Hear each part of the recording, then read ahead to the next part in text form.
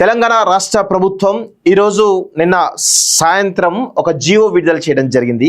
So అది బీసీలకు 42% reservation ఇవ్వడానికి ఒక జీవోనైతే తీసుకురావడం జరిగింది. సో దాని గురించి కొంత లోతుల్లోకి పోదాం. ఈరోజు ఒకవైపు కాంగ్రెస్ ప్రభుత్వం రేవంత్ రెడ్డి నాయకత్వంలో కీలకమైనటువంటి పదవులేమో వాళ్ళ కులపొల్లకి లేకపోతే అగ్రవర్ణాలకు ఇస్తూ పోతా ఉంది. నిన్నటికి నిన్న ఒకవైపు 42% రిజర్వేషన్ ఇస్తూనే ఇంకొక వైపు తమ సామాజిక వర్గానికి సంబంధించినటువంటి డీజీపీని శివధర్ రెడ్డిని డీజీపీగా నియమించడం జరిగింది.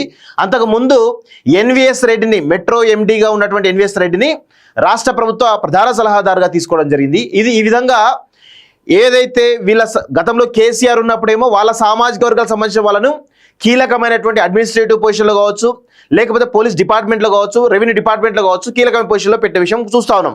ఇప్పుడు రేవంత్ రెడ్డి ఆయన నాయకత్వంలో మొత్తం రెడ్లంతా కూడా అడ్మినిస్ట్రేటివ్ పొజిషన్లో వాళ్ళే ఉన్నారు, పోలీస్ డిపార్ట్మెంట్ పొజిషన్లో వాళ్ళే ఉన్నారు, అన్ని పొజిషన్లో కూడా వాళ్ళే మొత్తంగా ఉన్నారు. ఇంకొక వైపు 42% రిజర్వేషన్ ఇస్తున్నామని చెప్తున్నటువంటి ఈ రాష్ట్ర ప్రభుత్వం ఏది బొక్కలు వేస్తున్నట్టుగా ఈరోజు కనబడతా ఉంది తప్ప ఏమీ లేదు. చిత్తశుద్ధి లేకుండా పూజలు చేయడం ఏ విధంగా ఉంటుందో అదే విధంగా ఈరోజు ఈ రాష్ట్ర ముఖ్యమంత్రి బీసీలను మరోసారి మోసం చేసేటువంటి ప్రయత్నం చేస్తూ ఉన్నాడు. సో చేతులు దులుపుకునేట్టు ప్రయత్నం చేస్తూ ఉన్నాడు. చిత్తశుద్ధి లేకుండా ప్రయత్నం చేస్తున్నట్టుగా చాలా స్పష్టంగా కనబడతా ఉంది. సో నిన్న రిజర్వేషన్ సంబంధించినటువంటి ఏదైతే జీవో ఉందో ఒకసారి దాని గురించి కొంత డీటెయిల్గా మనం మాట్లాడేటువంటి ప్రయత్నం చేద్దాం. ఇగో ఇది ఆ జీవో. సో ఈ జీవో గురించి చాలా డీటెయిల్గా దాదాపు 8 పాయింట్స్ ఇవి ఉన్నాయి. ఆ తర్వాత మొత్తం 12 పాయింట్స్ తోటి జీవో రిలీజ్ చేయడం జరిగింది. ఏది వాళ్ళు చెప్తున్నటువంటి ఏదైతే గతంలో డెడికేటెడ్ కమిషన్ నియమించడం కావచ్చు, కులగణన సర్వే చేయడం కావచ్చు, దానిలో 56.33% బీసీలు లెక్క తేల్చిన విషయం కావచ్చు, ఆ తర్వాత అసెంబ్లీలో ఇటు శాసనసభలో కావచ్చు, శాసన మండలిలో కావచ్చు, రెండిట్లో కూడా బిల్లు పాస్ చేసి గవర్నర్ పంపించడం కావచ్చు, తర్వాత ఇప్పుడు జీవో తీసుకురావడం విషయం కావచ్చు, ఇవన్నిటిని కూడా ప్రస్తావిస్తూ మొత్తానికైతే 42% రిజర్వేషన్ మేము ఈరోజు ఈ ఎన్నికలకు పోతామని చెప్పేసి చెప్తున్నది.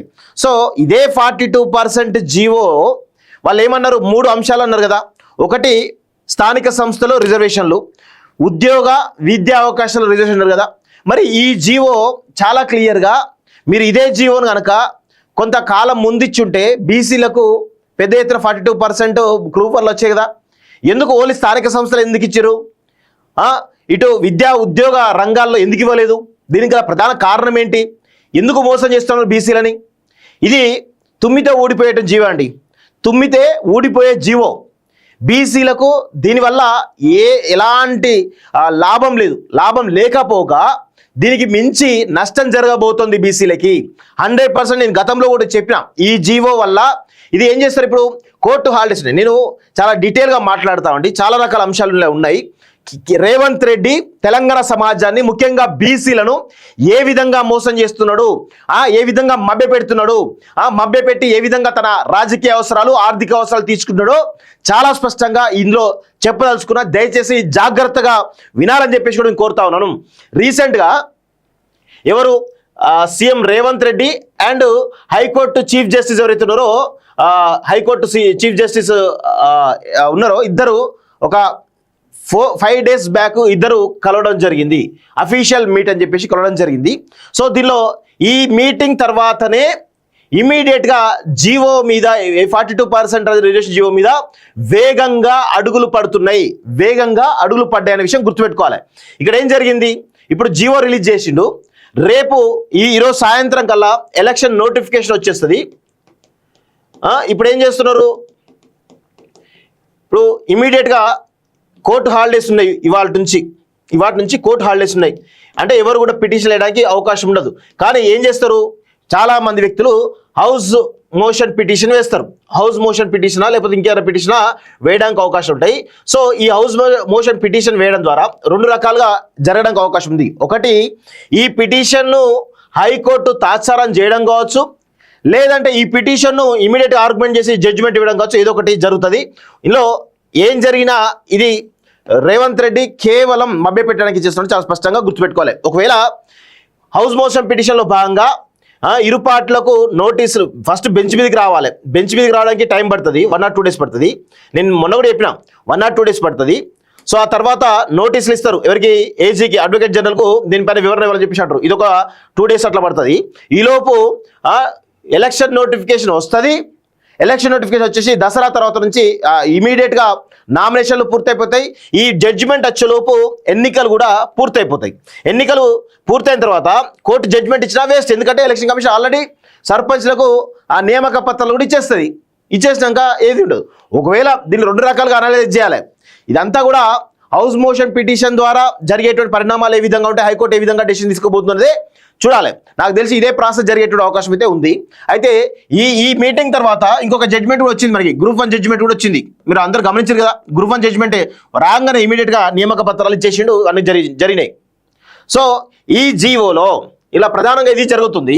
ఈ జీవోలో మనకున్నటువంటి ప్రధానమైనటువంటి ఆరోపణ ఏంది, ప్రధానమైనటువంటి డౌట్ ఏంటంటే, ఇక్కడ చాలా దుర్మార్గమైన విషయం ఏంటంటే, ఇక్కడ చూడండి, ఇది Kamareddy BC declaration Congress party manifesto కదా. ఇక్కడ చూడండి చాలా క్లియర్గా, ఒకసారి జూమ్ చేసుకో. కులగణన బీసీ కమిషన్ నివేదిక ఆధారంగా అధికారులకు వచ్చిన 6 నెలలలోపే బీసీల రిజర్వేషన్ల పెంపు అని చెప్పేసి చాలా క్లియర్గా చెప్పడం జరిగింది. కొత్త స్థానిక సంస్థలో ప్రస్తుతం ఉన్నటువంటి బీసీ రిజర్వేషన్లు 23% నుండి 42%కి పెంపు. పంచాయతీలు, మున్సిపాలిటీలో కొత్తగా 23,973 మంది బీసీలకు రాజకీయ ప్రాతినిధ్యం. స్థానిక సంస్థలో బీసీ రిజర్వేషన్ల ఉపవర్గీకరణ. బీసీ రిజర్వేషన్ల ఉపవర్గీకరణ. ఇప్పుడు నేను ఒకటే అడుగుతా ఉన్నాను, ఎవరిని, సీఎం రేవంత్ రెడ్డిని, మీరు బీసీ రిజర్వేషన్ల ఉపవర్గీకరణ అని మీ మేనిఫెస్టోలో పెట్టారు కదా. ఇప్పుడు ఈ జీవోలో ఉపవర్గీకరణ మీద ఏమైనా అంశాలు ఉన్నాయా? ఉపవర్గీకరణ చేయకుండా మీరు బీసీ రిజర్వేషన్ ఎట్లా 42% ఇవ్వడం జరిగింది? అది కూడా లోపభూయిష్టంగా తుమ్మితే ఊడిపోయే జీవో ఇది. దీనిలో జీవోలనే లోపాలున్నాయి. కోర్టుకు పోతే ఇమీడియట్గా ఈ జీవోను కొట్టిపారేస్తారు. సో దీనిలో 42% మేము రిజర్వేషన్ ఇచ్చేసి ఉపవర్గీకరణ, బీసీలకు ఉపవర్గీకరణ చేస్తా అన్నారు. అంటే కొన్ని కులాలకి ప్రాతినిధ్యం, అంటే ఎంబీసీలకు వీటికి ప్రాతినిధ్యం కల్పిస్తా అని చెప్పేసి అన్నారు కదా. మరి ఈ జీవో ద్వారా కేవలం 4 కులాలే బెనిఫిట్ అయ్యడానికి అవకాశాలు ఉన్నాయి. సో అది కూడా చెప్తాను, నేను కూడా ఈ 4 కులాల్లో ఒకరినే అనుకోండి, నేను కూడా ఒకరినే, ఎందుకంటే ఆ కమిటీలో నేను కూడా ఉంటాను. ఇప్పుడు మున్నూరు కాపు, యాదవ, గౌడ, పద్మశాలి, ముదిరాజ్, ఈ 5 కులాలు వేసుకోండి. 5 కులాలు అనుకోండి, 5 కులాలు. ఓకే, ఈ 5 కులాలే బాగుపడతాయి. ఈ 5 కులాలే బాగుపడతాయి బీసీలలో. అంటే 130 కులాలు ఉన్నటువంటి బీసీ సామాజిక వర్గంలో 125 కులాలకు అసలు అసెంబ్లీలో ఎక్కడ కూడా ప్రాతినిధ్యం లేదు. ఇప్పుడు ఈ 42% రిజర్వేషన్ తీసుకురావడం ద్వారా ఈ 5 కులాలకే బెనిఫిట్ అవుతుంది. కానీ వేరే 125 కులాలకు బెనిఫిట్ జరగదు. మీరే అన్నారు కదా, కాంగ్రెస్ ప్రభుత్వం మీ మేనిఫెస్టోలోనే 2023 డిసెంబర్లో ఇచ్చిన మేనిఫెస్టోలో కామారెడ్డి బీసీ డిక్లరేషన్లో చాలా క్లియర్గా చెప్పారు, 23% ఉన్నటువంటి రిజర్వేషన్లను 42% తీసుకొస్తాం, దానిలో బీసీ ఉపవర్గీకరణ తీసుకొస్తామని చెప్పినటువంటి కాంగ్రెస్ పార్టీ ఈ జీవోలో కేవలం 42% మాత్రమే పెట్టింది తప్ప ఉపవర్గీకరణ చేయలేదు. మరి ఇది చేయకపోవడం వల్ల మీరు ఏ కులాలకు లాభం చేకూరుదనుకున్నారు? ఈ 5 కులాలకే కదా. ఈ 5 కులాల్లో నేను కూడా ఒకనే. అయినా కానీ ఇప్పుడు మనం డెమోక్రటిక్గా మాట్లాడాలి, అందరికీ అవకాశాలు అందరికీ రావాలని దానిలో మాట్లాడాలి. 125 కులాలకు ప్రాతినిధ్యం ఏది? వాళ్లకు అసలు రాజకీయ ప్రాతినిధ్యం ఉండదు, జనాభా పరంగా ప్రాతినిధ్యం ఉండదు, కనీసం ఆర్థిక పరంగా స్ట్రాంగ్ ఉండరు, ఎక్కడో అడపదడప ఉంటారు తప్ప ఎక్కువ ఉండరు. సో ఇలాంటి పరిస్థితుల్లో మీరు బీసీ ఉపవర్గీకరణ చేయకుండా ఇలాంటి జీవో ఇవ్వడం ద్వారా ఏ వర్గాల్ని మోసం చేస్తూ ఉన్నారు? మోస్ట్ బ్యాక్వర్డ్ క్లాసెస్ ఉన్నటువంటి కులాలను అయితే కంప్లీట్గా మోసం చేస్తున్నట్టు కనబడతా ఉంది. సో ఇది చాలా దుర్మార్గంగా, ఒక కుట్రపూరితంగా ఈ జీవో ఇచ్చారని చాలా స్పష్టంగా అర్థమవుతుంది. ఈ జీవోలో వాళ్ళు అన్న పాయింట్స్ లేవు, అదేవిధంగా కనీసం దానికి చట్టబద్ధత కూడా లేదు. కోర్టు తుమ్మితే ఊడిపోయేటువంటి జీవో ఇది. చాలా స్పష్టంగా మనం గుర్తుపెట్టుకోవాల్సిన అవసరం అయితే ఉంటుంది. ఎందుకంటే ఎందుకు ఇంత ఆక్రోషంగా ఆ విధంగా మాట్లాడుతాను? అంటే రాష్ట్ర ప్రభుత్వం చేసేటువంటి దుర్మార్గమైనటువంటి పనుల వల్ల ఈరోజు అన్ని వర్గాలు కూడా ఏ విధంగా ఇబ్బంది పడుతున్నాయో చెప్పేటువంటి ఒక ప్రయత్నం చేస్తున్నట్టు చాలా స్పష్టంగా నేను చెప్పాల్సుకున్నాను మిత్రులారా. సో ఒకసారి దీని గురించి సూర్యపల్లి శ్రీనివాస్ గారు పొలిటికల్ అనలిస్ట్, అదేవిధంగా బీసీల గురించి చాలా రకాల అనలిస్ట్ ఆయన చాలా రకాలుగా మాట్లాడతారు. సో తనతోటి మాట్లాడేటువంటి ప్రయత్నం ఈ జీవో మీద డీటెయిల్డ్గా మనం మాట్లాడేటువంటి ప్రయత్నం అయితే చేద్దాం. అన్న నమస్తే. అన్న మీరు లైవ్ లో ఉన్నారు ప్రజెంట్. సో ఇప్పుడు మీరు నిన్న ఇది తెలంగాణ రాష్ట్ర ప్రభుత్వం ఇచ్చినటువంటి బ్యాక్వర్డ్ క్లాసెస్ వెల్ఫేర్ డిపార్ట్మెంట్ సంబంధించినటువంటి ఒక జీవో చూసినప్పుడు 42% సంబంధించింది. సో దాని గురించి కొంచెం మీరు ఏమైనా చెప్పగలుగుతారా? అసలు ఈ జీవో వల్ల నిజంగా బీసీలకు బెనిఫిట్ జరిగేటువంటి అవకాశం ఉంటుందా? ఓవరాల్ గా మీకు ముందు కాలేజ్ టీవీకి మీకు ధన్యవాదాలు అన్న. లైవ్ చూస్తున్నాను, స్టార్ట్ చేశాను. మీకు ప్రత్యేకంగా ధన్యవాదాలు. ఎందుకంటే మా ఎంబీసీలు సంచార తరపున మీ ఒక్క గొంతన్న వినబడుతుంది. ఈ గొంతు వినిపించినందుకు మీకు ముందు ధన్యవాదాలు. ఉపవర్గీకరణ మీరు ఒక్కరే మాట్లాడారు. ఈ రాష్ట్రంలో ఉన్న మేధావులు, బీసీ మేధావులు కావచ్చు, బీసీ సంఘ నాయకులు కావచ్చు, పార్టీలు కావచ్చు, తర్వాత మీడియా కావచ్చు, మెయిన్ స్ట్రీమ్ మీడియా కావచ్చు, యూట్యూబ్ వాళ్ళు కావచ్చు, ఎవరు మాట్లాడట్లేదు ఉపవర్గీకరణ. నేను దాదాపుగా సంవత్సరం పై నుండి కూడా మాట్లాడుతూనే ఉన్నాను. కామారెడ్డి డిక్లరేషన్ లో మీరు ఇచ్చినట్టు ఉపవర్గీకరణ ఎందుకు ఇవ్వట్లేదు? అయితే ఇక్కడ ముఖ్యంగా ఏంటంటే లోకల్ బాడీ రిజర్వేషన్స్ అనేటి ఎలా వస్తాయి? డెడికేటెడ్ కమిషన్ ద్వారానే రావాలి అనేది కోర్టు జడ్జిమెంట్ ద్వారా వచ్చినాయి. ఆ డెడికేటెడ్ కమిషన్ కూడా ఏ పారామీటర్లు తీసుకుంటది? సోషియో పొలిటికల్ పారామీటర్ తీసుకుంటది, ప్లస్ జనాభా తీసుకుంటది. అయితే నేను ఇక్కడ బీసీ మేధావులను, సంఘ నాయకులను, నేను ప్రభుత్వాన్ని, రేవంత్ రెడ్డిని అడగదలుచుకున్నా. ఈ 56% అనే దాంట్లో ఎంబీసీలు, సంచార జాతులు, కులాలు లేకుండానే 56% వస్తుందా? నంబర్ 1 మొదటి పాయింట్. రెండోది వచ్చేసి మీకు ఇన్అడిక్వెన్సీ తీసినప్పుడు మీకు ఎంబీసీల, సంచార జాతుల పొలిటికల్ ఇన్అడిక్వెన్సీ ద్వారానే 42% వస్తుంది తప్ప ఈ 4-5 కులాలు వాళ్ళ ప్రపోర్షనల్ రిప్రజెంటేషన్ ఉంటది లోకల్ బాడీలో. వాళ్ళ ప్రపోర్షనల్ గా తీసుకుంటే ఈ 42% కూడా రాదు. అదే విధంగా ఇప్పుడు మీరు మేనిఫెస్టోలో పెట్టిన దాన్ని ఎందుకు మీరు చేయలేకపోతున్నారు అనేది నేను కాంగ్రెస్ పార్టీనే అడుగుతున్నా. 3 తర్వాత ఈ జీవోలో కూడా చాలా గందరగోళాలు ఉన్నాయి. గందరగోళాలు అంటే అసలు ఈ జీవో మీద నాకు వీళ్ళ కాంగ్రెస్ పార్టీని చూస్తే నాకు నవ్వొస్తుంది. ఒక జోక్ చెప్పాలనిపిస్తుంది. మీ టైం అంటే విలువైన టైం పోతుంది, కానీ మన ప్రజలకు అర్థం కావడానికి ఒక పెద్ద మనిషి బస్ ఎక్కుతాడు. బస్ ఎక్కిన తర్వాత కండక్టర్ వచ్చి టికెట్ అంటే నాకు 2 టికెట్లు ఇవ్వమని అడుగుతాడు. అట్లెందుకే 2 టికెట్లు ఎందుకు, నువ్వు ఉన్నది ఒకటే కదా అంటే, ఒకటి మిస్ప్లేస్ అయితే నాకు ఇంకొకటి ఉంటది అని చెప్తాడు. అట్లా కదా, ఒకవేళ 2 టికెట్లు పోయినాయి అనుకో నీ దగ్గరికి వెళ్ళి, అప్పుడేం చేస్తావు అని అడుగుతాడు. నా దగ్గర పాస్ ఉంది కదా అంటాడు. తర్వాత మరి పాస్ కూడా మిస్ప్లేస్ అయింది అనుకో, అప్పుడేం చేస్తావా అంటే, నేను ఆర్టీసీ స్టాఫ్ అని అంటాడు. అంటే ఇవన్నీ బూమరాంగ్ చేస్తుండేది. ఇప్పుడు అంతకు ముందే రేవంత్ రెడ్డి ఒకసారి చెప్పాడు, మేము చట్టపరంగా కావచ్చు ఏదో విధంగా చేయలేకపోతే పార్టీ పరంగా ఇస్తాము అని చెప్పిండు ఒక రోజు. తన మనసులో మాట చెప్పిండు. అది రేపు పొద్దున జరగబోయేది అదే. ఎందుకంటే మనకేంది, బిల్లులు అయిపోయినాయి, ఆర్డినెన్స్ అయిపోయింది, ఇప్పుడు జీవోకి వచ్చింది. జీవో నుండి రేపు మేము మా పార్టీ పరంగా ఇస్తాం అనే దానికి తీసుకొస్తాడు. ఈ జీవోలో కూడా చాలా తప్పులు ఉన్నాయి. చాలా తప్పులు అంటే వీళ్ళు మొదలు పెట్టింది ఎప్పుడు ఫిబ్రవరిలో 2024 ఫిబ్రవరిలో కులగణన చేస్తామని చెప్పారు. డెడికేటెడ్ కమిషన్ వేస్తా అని చెప్పిండ్రు. ఆ డెడికేటెడ్ కమిషన్ అంటేనే టర్మ్స్ ఆఫ్ రెఫరెన్స్ లో ట్రిపుల్ టెస్ట్ చేస్తా అని చెప్పారు.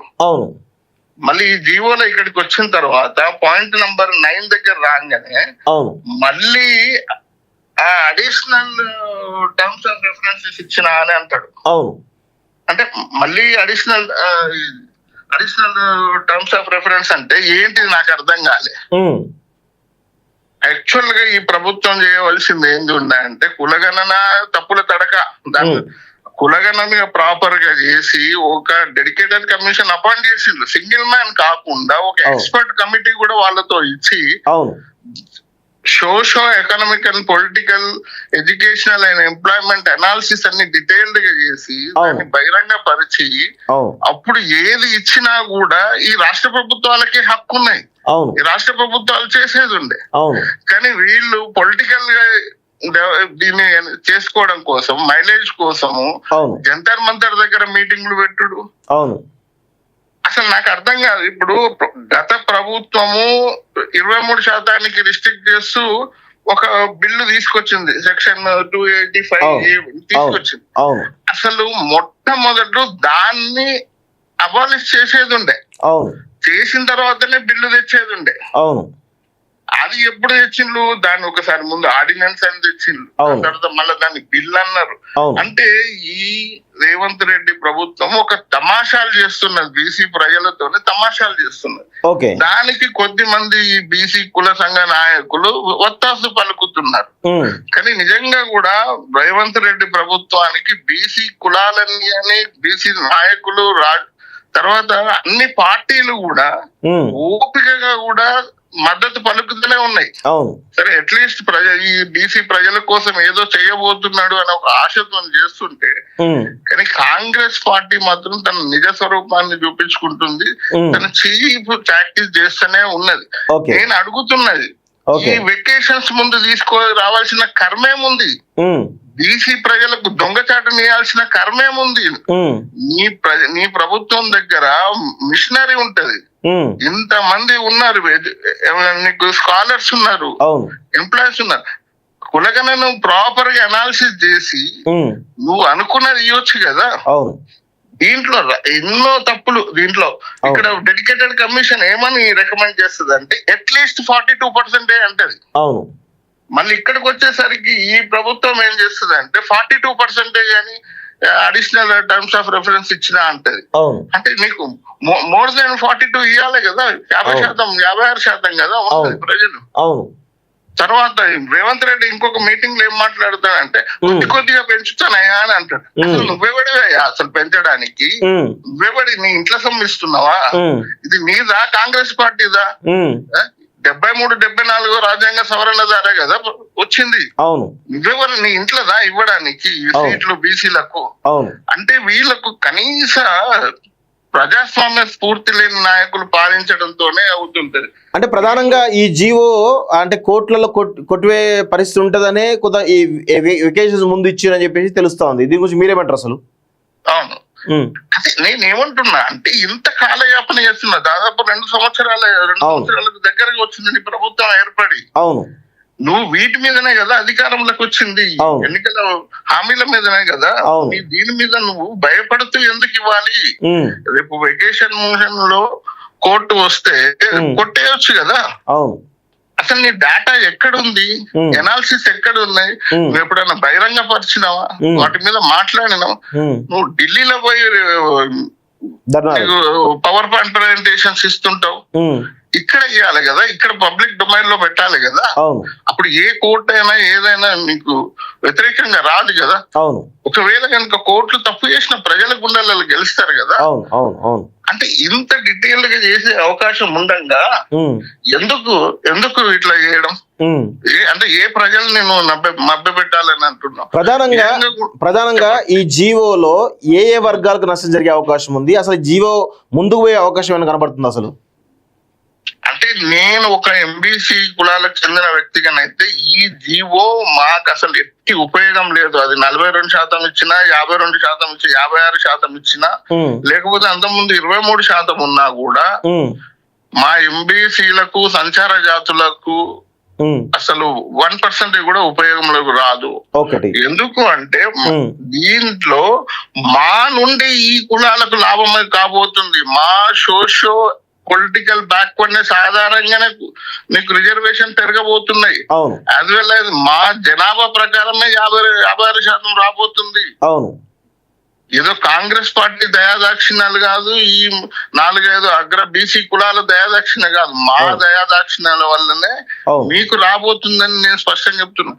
మాకు ఆర్టికల్ 38 ఏం చెప్తుంది, ఆర్టికల్ 40 ఏం చెప్తుంది, directive principles of state policies లో ఏం చెప్తుంది, ఈ కులాల మధ్యలో ఉన్న సామాజిక ఆర్థిక రాజకీయ ఇన్ఈక్వాలిటీస్ ను తగ్గియడం కోసం పనిచేయాలని చెప్తుంది. నువ్వు పెంచుతున్నావు అంటే ఈ ఎట్లా తయారైంది ఈ ప్రభుత్వం అంటే దీంతో వచ్చేది ఏం లేదు, ఈ జీవో వల్ల వచ్చేది లేదు. మన అంతకుముందు కూడా బిల్లుల గురించి మనం ఒకసారి కానీ ఓవరాల్ గా రేవంత్ రెడ్డి ప్రభుత్వం 42% రిజర్వేషన్ బీసీలకు ఇచ్చేసి ఆల్రెడీ మేబీ 2 వీక్స్ లోపల వచ్చే అక్టోబర్ 10th 12th లోపు ఎలక్షన్ కూడా కంప్లీట్ ప్రాసెస్ కూడా క్లోజ్ చేసే అవకాశం కనబడుతుంది. అది ఎంతవరకు నిజమైంటుంది? అదే ఇప్పుడు చేయొచ్చు, కానీ మళ్ళీ కోర్టుల దయాదాక్షిణ్యాల మీద ఆధారపడాలి కదా, కోర్టు మేనేజ్మెంట్ల మీద ఆధారపడాలి కదా. కోర్టు దయాదక్షిణల మీద ఎందుకు, ప్రజాస్వామ్యంలో నువ్వు సరిగ్గా చేసే అవకాశాలు ఉన్నాయి కదా. ఎక్స్పర్ట్ కమిటీని అపాయింట్ చేసినావు కదా, దాని డీటెయిల్స్ అన్ని చేయించవచ్చు కదా. ఇవన్నీ ఉండగా నువ్వు ఎందుకు కోర్టు దయాదాక్షిణ్యాల మీద చేయాల్సిన అవసరం ఏర్పడ్డది? తర్వాత జీవోలో కూడా అసలు వీళ్ళకు టైం కొట్టడం వచ్చలేదా, టైం కొట్టడం రావట్లేదా నాకు అర్థం కావట్లేదు. మొన్న public service commission result declare చేసినప్పుడు మెయిన్ స్పెల్లింగ్ రాదు, అగెనిస్ట్ స్పెల్లింగ్ లేకుండా టైపులు కొట్టిస్తాను. దీంట్లో కూడా బ్యాక్వర్డ్ క్లాసెస్ ఆఫ్ సిటిజన్స్ అని అనాలి. ఎప్పుడైనా లోకల్ బాడీ రిజర్వేషన్స్ కు సంబంధించి సిటిజన్స్ అని చెప్పాలి. బ్యాక్వర్డ్ క్లాసెస్ అంటున్నారు, దాని అర్థమే మారిపోతుంది. ఎందుకంటే విద్యా ఉద్యోగ రంగాల్లో ఉన్న బ్యాక్వర్డ్ క్లాసెస్ వేరు, ఇక్కడికి వచ్చేసరికి ఇక్కడ వేరు.